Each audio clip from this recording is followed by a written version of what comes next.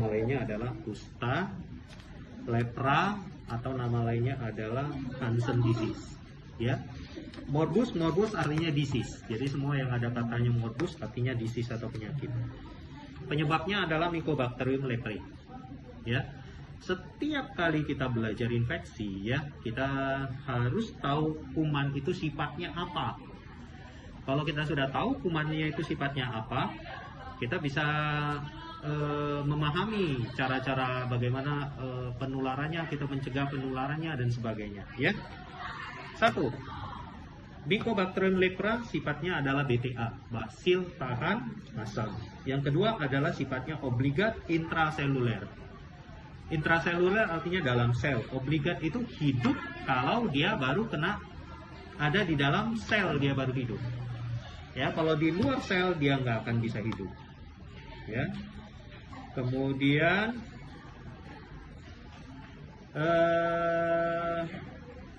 makanya dia tidak bisa dibiak tanpa media karena dia hidupnya di dalam sel. Ya. Nah, sifatnya dia menyerang 1. Kulit. Sarafnya perifer. Dia tidak pernah menyerang saraf sentral. Jadi dia sifatnya menyerang saraf perifer. Makanya dia saraf perifer yang dirusaknya. Pernapasan, ya, struktus respiratorius. Di saraf perifer yang diserangnya adalah sel Schwann. Ya, kita tahu sel Schwann itu adanya di saraf perifer karena dia Mycobacterium leprae ini nyerangnya sel Schwann, makanya dia kenanya di saraf perifer. Skrotum, mata dan sebagainya. Ya, gejala klinisnya ada cardinal sign daripada lepra. Cardinal sign-nya adalah hipopigmentasi dengan anestesi atau hipoestesi. Artinya ada gangguan sensasi. Ya, jadi hipopigmentasi dengan anestesi, tidak ada rasa atau rasanya berkurang. Ya, itu yang pertama. Yang kedua ada pembesaran atau penebalan saraf perifer. Yang ketiga, kalau diperiksa secara mikrobiologi BTA-nya positif. Selesai. Dari morbus Hansen, ya, kita bisa ringkas menjadi 6A. 6A itu 1, anestesi. Yang kedua, atrofi. Anestesi itu tidak ada rasa. Atrofi itu pengecilan otot. Ya, yang ketiga, alopecia. Alopesianya itu khas. Alopesianya itu yaitu di bulu matanya rontok yang disebut dengan madarosis. Ya. Kemudian akromia. Akromia ini artinya hipopigmentasi. Jadi melaninnya dirusak. Akromia. Anhidrosis, tidak ada keringat. Ya, anhidrosis ini biasanya dilakukan tes namanya tes Gunawan. Ya, jadi misalnya ini kulit, ya, kulit ini bercak putih, kita kasih tinta Gunawan. Kemudian suruh berolahraga. Jadi biasanya kalau berolahraga apa yang terjadi? Keluar keringat. Ya, kalau ada keringat tinta ini jadi melebar keluar dan luntur. Tapi kalau ada orang yang MH ini tidak jelas, tetap jelas. Itu disebut tes anhidrosis. Kemudian anosmia, ya, karena dia menyerangnya saraf-saraf tepi termasuk saraf-saraf tepi hidung. Sehingga dia tidak bisa menghidu, ya, tidak menghidu. Ya, jadi salah satu khas dari lepra ini nanti adalah saddle nose. Hidungnya itu kayak tapal kuda. Ya, saddle. Ya, nah, ininya hancur tapi ininya kayak tapal kuda. Ya. Kemudian kita lanjut, ya, tadi, ya. Gambaran wajah daripada orang lepra adalah Phacies leonina. Jadi mukanya itu mirip seperti Leo. Leo itu singa. Ya, nanti dilihat di buku gambaran Phacies leonina. Ya. Kita tahu bahwa MH atau morbus Hansen menyerang sensorik, motorik, penebalan saraf dan otonomik. Ya. Sensorik yang diganggu adalah raba, nyeri dan suhu. Raba biasanya dites dengan kapas, ya. Dites dengan kapas. Nyeri biasanya dengan jarum, ya. Jarum. suhu biasanya air dingin dan air panas. Dingin dan panas. Ya, jadi itu biasanya. Ya, jadi raba, ya kita raba pakai, misalnya ini ada lesi. Ini ada lesi ya. Kita raba pakai ujung kapas ya yang diruncingin. Sudah? Dia nunjuk, dia tutup mata harus nunjuk, bisa nunjuk di daerah mana yang beri rangsangan. Ya, kalau dia tidak bisa kita ulangi sampai berapa kali? Kalau dia 3 kali salah kita anggap positif, ada gangguan. Berarti ya 3 kali salah, kuncinya 3 kali salah. Kalau dia 3 kali salah nggak bisa menunjukkan, itu berarti positif. Ya. Sama raba, kemudian nyeri itu pakai ujung jarum ya, ujung jarum ya. Bedain tumpul dengan tajam, boleh juga dengan ini ya. Nah, caranya yaitu ya bukan dicucuk tapi biarin aja berat dari benda tersebut. Nah, kayak begini aja. Nah, sudah, suruh dia nunjuk.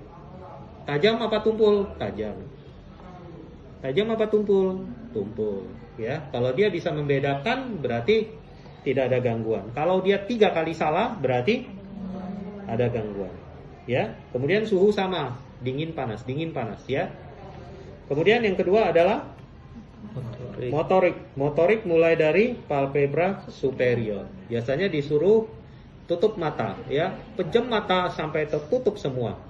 Jadi kalau normal dia nggak kelihatan, tapi kalau dia ada gangguan, kita ukur berapa mili, ya berapa mili dia nggak bisa tutup, ya lagu petalmusnya berapa mili, kiri kanan bandingkan, ya. Kemudian radialis, ya radialis itu ini caranya kepalin tangan, ya ini motorik ya, jadi kepalin tangan, ya kepalin tangan, contoh siapa, kepalin tangan sudah, jadi satu pegang sini, satu ini, ya. Kita tahan ya, tahan. Saya ini dorong, saya tarik. Dia dorong, dia tarik ke sini, saya tarik ke sini. Ya, kalau ada kekuatan berarti normal. Kalau misalnya ini lemah ya, ini lemah.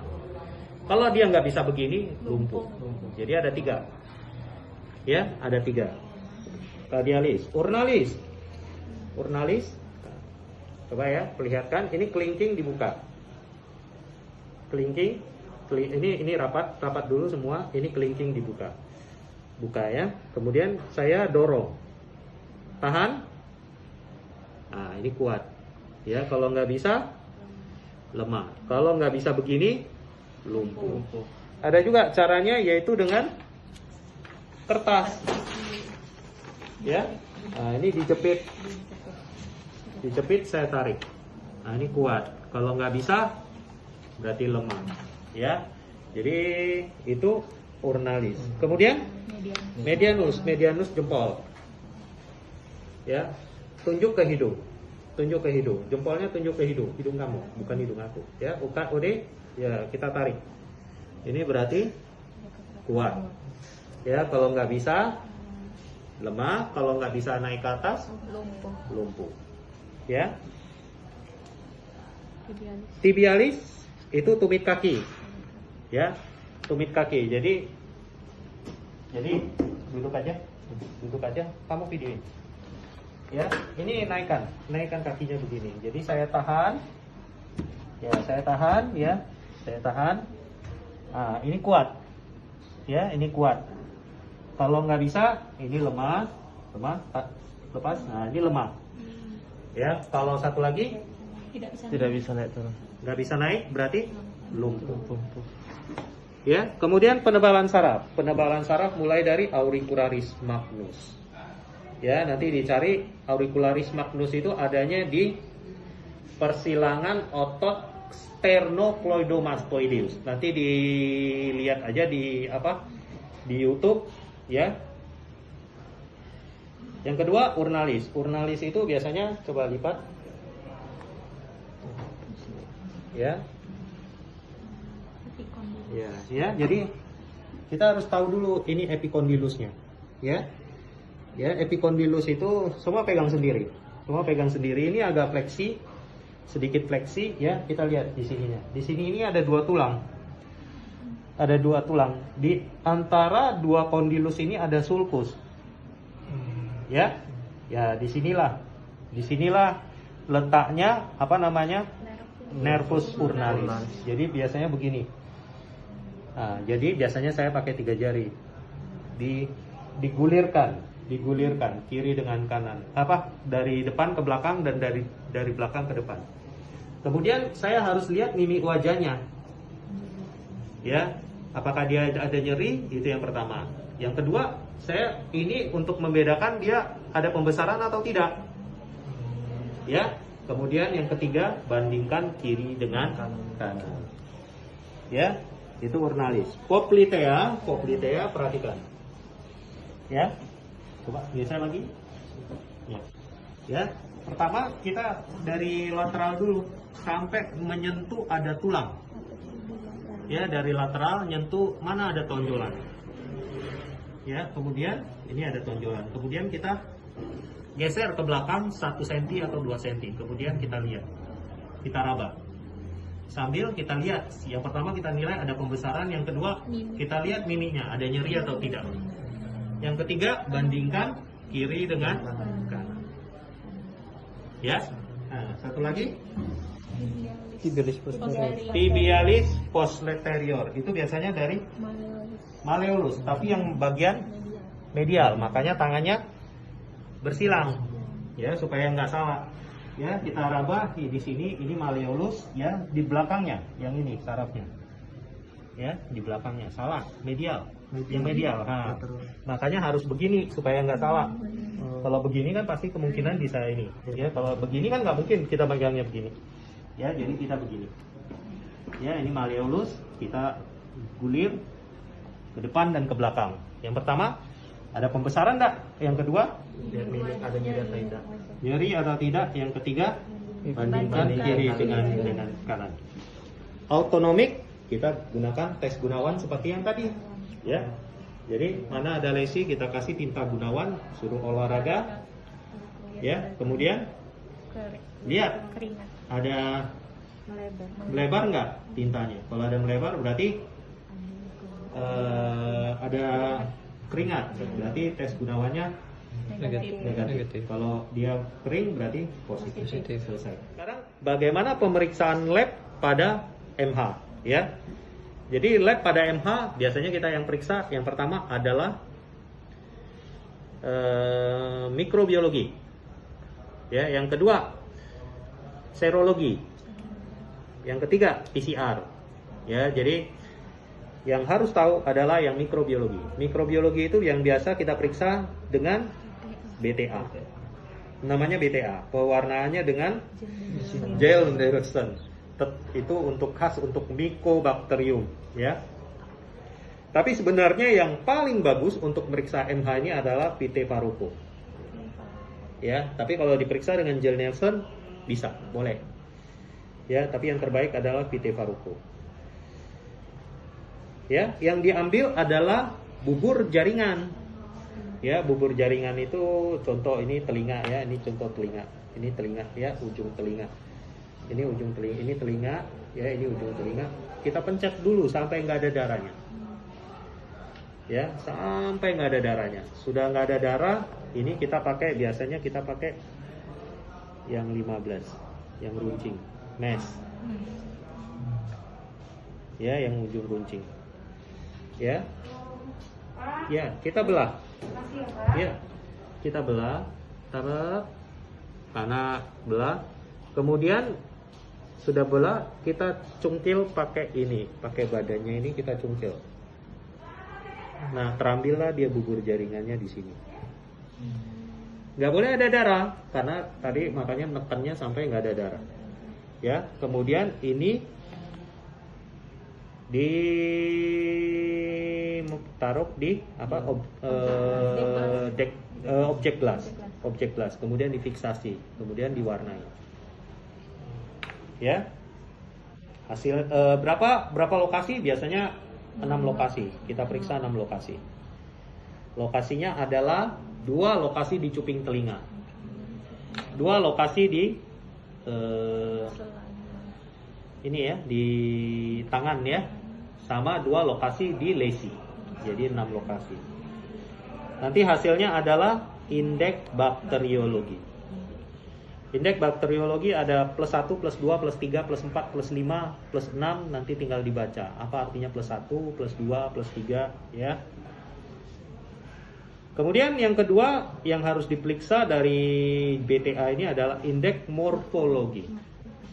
Indeks morfologi rumusnya adalah bakteri solid per bakteri solid tambah bakteri fragmented atau hancur ya, kali 100%.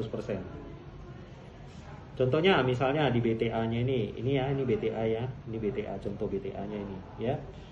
Yang solid yang bulat 1 2 3 yang solid yang garis lurus 1 2 3 4 5 6. Jadi ini 6. Yang hancur 4. Jadi totalnya berapa?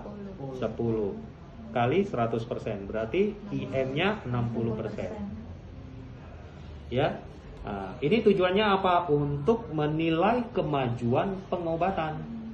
Ya, jadi kalau yang pertama 60%, nanti misalnya IM yang kedua 40%, berarti membaik atau memburuk? Yakin? Membaik? Iya, membaik karena ininya yang solid berkurang. Yang solid itu yang infeksius. Ya. Kemudian ada satu lagi pemeriksaan yaitu patologi anatomi. Patologi anatomi itu memeriksa sel, ya. Nah, nanti di patologi anatomi biasanya kita menggunakan klasifikasi dari Radley-Jopling. Di Radley-Jopling itu ada TT, BT, BB, BL, dan LL. Ya, jadi biasanya kita memakai klasifikasi Radley-Jopling, ya. Kalau klasifikasi dari WHO ada pausibasiler dan multibasiler. Ini menurut ini BTA, ya. Kalau Madrid menurut PA juga. Ada tuberkuloid, borderline, dan lepromatus. Biasa puskesmas menggunakan PB dan MB. Selesai. Oke, kita lanjut ke reaksi kusta. Jadi kusta sebenarnya dia tidak mengakibatkan kematian, ya, tapi dia bisa mengakibatkan kecacatan. Jadi yang paling penting dicegah adalah kecacatan. Jadi kusta itu tidak mematikan, penyakit yang tidak mematikan, tapi membuat dia cacat. Ya. Nah, yang paling sering membuat kusta itu cacat yaitu pada waktu terjadi yang namanya reaksi kusta. Reaksi kusta itu adalah satu episode akut dari satu perjalanan kusta yang kronis. Kusta itu kronis, itu penyakitnya kan menahun-nahun. Tapi ada satu keadaan dia nanti timbul satu keadaan akut. Keadaan akutnya itu apa? Nyeri, ya, timbul bentol-bentol pada badan. Nah, itu reaksi akutnya. Ya, itu namanya reaksi. Kapan terjadi reaksi kusta? Ya, ada banyak ini. Bisa aja karena terjadi perubahan daripada imunologi. Kapan terjadi perubahan imunologi? Biasanya pada waktu diobatin. Jadi berubah imunologinya. Reaksi kusta itu ada dua, ada reversal, ada ENL. Ya, reversal, namanya juga reversal. Artinya apa? Bisa bolak-balik. Ya, kalau ENL, erythema nodosum leprosum, berarti dia ada erythem, ada nodul. Ya, reversal itu ada dua, ada upgrading, ada downgrading. Nah, apa pengertian upgrading, downgrading? Ya, kita tahu bahwa secara Radley-Jopling, ya, pembagian dari kusta itu ada TT, BT, BB, BL, dan LL. Ya, secara sistem imun seluler, makin ke TT itu makin baik, ya, makin positif, makin baik. Semakin ke LL itu makin buruk, ya. Nah, di TT ini ada dua jenis, ada yang polar, ada yang non polar. Kalau yang polar dia tidak bisa berubah lagi, dia TT mantap. LL juga begitu, ada LL polar, ada yang non polar. Jadi kalau LL polar itu sudah pasti mantap, nggak berubah. Yang bisa berubah dari non polar TT sampai non polar LL itu bisa berubah. Nah, keadaan di mana misalnya dari arah LL ke TT itu disebut upgrading. Kenapa upgrading? Karena sistem imun selulernya naik, membaik, sehingga disebut upgrading. Sementara perubahan dari yang TT non polar berubah menuju ke arah LL non polar itu dinamakan downgrading. Kenapa downgrading? Karena sistem imun selulernya makin buruk, makin down. Ya, jadi itu upgrading, downgrading. Yang kedua ENL. ENL itu terjadi pada keadaan LL yang polar. Ya, jadi dari sini sampai sini ini bisa terjadi reaksi kusta. Ya. Nah, kemudian kita bisa periksa secara serologi. Serologi itu asal katanya adalah serum. Serum itu sama dengan plasma. Plasma itu artinya kita ambil darah, ya, kita ambil darah. Darah itu kan nanti ada yang beku, kemudian ada yang cair, ya. Yang cair inilah namanya plasma, ya. Plasma kalau dihilangkan fibrinogennya itu namanya serum, ya. Jadi rumusnya serum sama dengan plasma kurang fibrinogen. Sel-sel padat bisa eritrosit, leukosit, dan trombosit yang di sini, ya. Sudah? Nah, yang diperiksa di serum ini adalah PGL. Ya, sehingga PGL itu saya lupa singkatannya apa, nanti tinggal dibaca. Itu protein antibodi untuk Mycobacterium leprae. Jadi ini PGL yang diperiksa. Ya, jadi biasanya ini kalau di serologi ini. Nah, satu lagi, dia bisa dilakukan biakan. Ya, biakannya harus menggunakan, bisa nggak pakai media? Tidak, karena apa?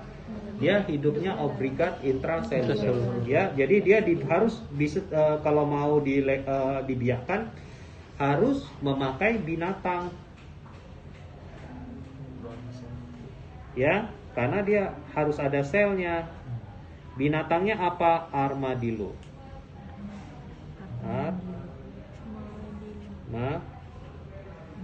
Armadillo, ya, binatangnya. Jadi kalau mau biak Mycobacterium leprae harus dibiak di binatang yang namanya armadillo. Armadillo itu kayak landak gitu, ada duri-durinya, ya. Selesai. Kita lanjutkan ke penata laksanaan kusta. Penata laksanaan kusta biasanya dasarnya adalah BTA, ya. Kita tahu BTA itu ada dua, ya, hasilnya, ya. Nanti ada yang pausibasiler, ada yang multibasiler, ya. Ada multibasiler, ada pausibasiler. Ya, kalau secara klinis pausibasiler itu artinya ada satu lesi, ada yang 2 sampai 5 lesi. Artinya kalau pausibasiler artinya BTA-nya sebenarnya negatif, tapi ada lesi. Lesinya di bawah 5. Ya. Kalau multibasiler ada lesi lebih dari 5 dan diperiksa BTA-nya positif. Ya. Nah, untuk PB yang satu lesi biasanya kita obatin dengan ROM. Itu singkatan ROM. Rifampicin, ofloxacin, dan minoxidil. Jadi ROM. Ya. Bagaimana cara pemberiannya? Dosis tunggal, sekali minum, selesai. Ya. Rifampicin, ofloxacin, minoxidil. Rifampicinnya 600, ofloxacinnya 400, minoxidilnya 400 kalau nggak salah, atau 100, lupa saya. Yang kedua, yang 2 lesi sampai 5 lesi, ya. Biasanya kita kasih yang bulanan rifampicin sebulan sekali, ya, dosisnya 600. Hariannya tiap hari makan Dapson 100 mg per hari. Selama berapa lama? 6 bulan. Ya, dosis bulanannya rifampicin 600 mg per bulan. Dosis hariannya dapson 100 mg per hari. Kemudian yang multibasiler. Ya, yang multibasiler yang bulanan kita makan rifampicin 600 mg per bulan. Clofazimine 100 mg per bulan. Ya, jadi ada 2 yang bulanan. Yang harian dapson sama clofazimine lagi. Dapsonnya 100 mg per hari, clofazimine-nya 50. Ya, jadi sebulan sekali minum 100, clofazimine-nya hariannya minum 50. Kalau dapson kan tiap hari minum 100. Itu, ya. Kalau ada reaksi apa namanya? Ini namanya obatnya namanya MDT, multi drug therapy. Ya, multi drug therapy. MDT-nya tidak boleh diberhentiin, harus dilanjutin, dicampur dengan prednison mulai dari 40